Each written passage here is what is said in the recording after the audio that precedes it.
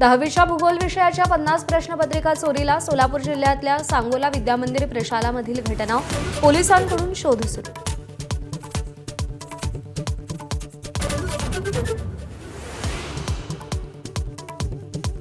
लोकसभेतल्या विरोधी पक्षांच्या 8 खासदारांचं निलंबन रद्द। तालिका अध्यक्षांकडे कागद फेकल्यानं झालेलं खासदारांचं निलंबन।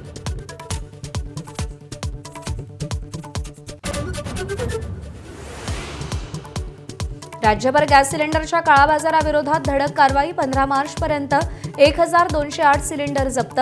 काळाबाजार करणाऱ्यांविरोधात 23 गुन्हे दाखल, 18 जणांना अटक।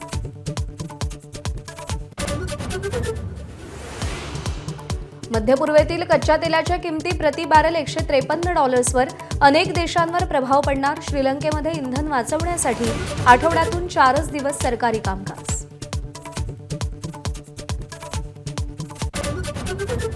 युद्धामुळे नुसती टंचाई नाही तर महागाईचीही झळ। खाद्यतेलाच्या किमती प्रति किलो 8 ते 12 रुपयांनी महागल्या। गॅसच्या तुटवड्यामुळे अंड्यांचे भाव मात्र डझनामागे 24 रुपयांनी घटले। चीनकडूनही तैवानच्या सीमेवर 26 लढाऊ विमानं तैनात। 7 चीनी युद्धनौकाही तैवानच्या समुद्रात दाखल। चीनच्या मनात नेमकं काय याचा अंदाज लागेल। उपमुख्यमंत्री एकनाथ शिंदे दिल्ली दौऱ्यावर। पंतप्रधान नरेंद्र मोदींसोबत 1.25 तास चर्चा। मोदींच्या भेटीनंतर अमित शहांची भेट घेणार।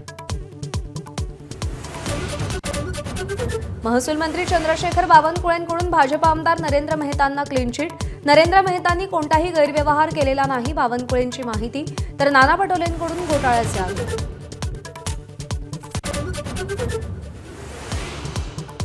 क्रिकेटपटू कुलदीप यादवच्या लग्नाचा आज लखनौमध्ये रिसेप्शन। जय शहा, विराट कोहली, महेंद्रसिंग धोनी, शिखर धवन, रवींद्र जडेजा यांच्यासह 900 व्हीव्हीआयपी पाहुणे हजर राहणार।